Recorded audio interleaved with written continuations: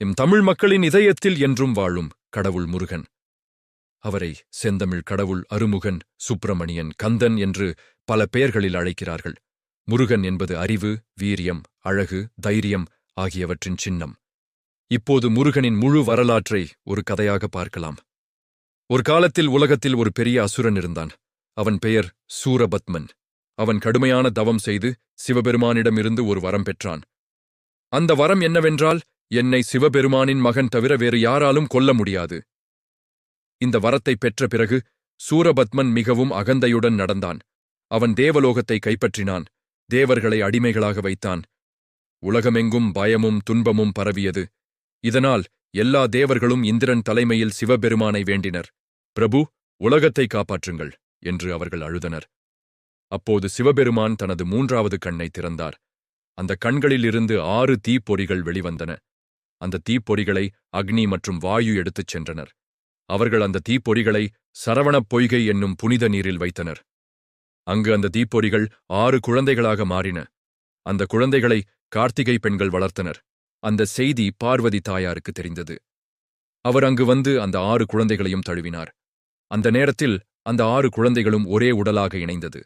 அதனால் முருகனுக்கு 6 முகங்கள் 12 கைகள் உண்டானது. அதனால் அவருக்கு அருமுகன் என்ற பெயர் வந்தது. முருகன் சிறு வயதிலேயே மிகவும் புத்திசாலி. அவருக்கு வீரம், தைரியம், அறிவு எல்லாம் இருந்தது.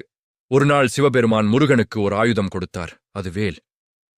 இந்த வேல் உலகத்தில் இருக்கும் எல்லா தீமைகளையும் அழிக்கும் சக்தி கொண்டது. முருகன் பெரிய வீரராக வளர்ந்த பிறகு தேவர்கள் அவரிடம் உதவி கேட்டனர். சூரபத்மனை அழித்து உலகத்தை காப்பாற்றுங்கள் என்றார்கள். முருகன் தனது படையை தயாரித்தார். அவரது வாகனம் மயில், அவரது கொடி சேவல். பின்னர் முருகன் சூரபத்மனின் நாட்டிற்கு சென்றார்.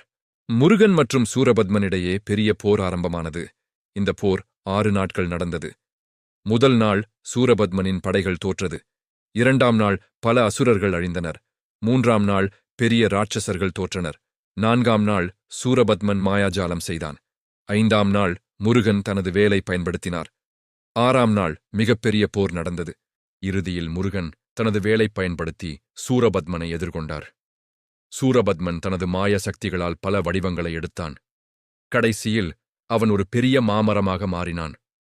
முருகன் தனது சக்தி வாய்ந்த வேலை பயன்படுத்தி அந்த மாமரத்தை 2ஆகப் பிளந்தார்.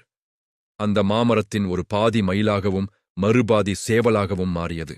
முருகன் மயிலை தனது வாகனமாகவும் சேவலை தனது கொடியாகவும் ஏற்றுக்கொண்டார்.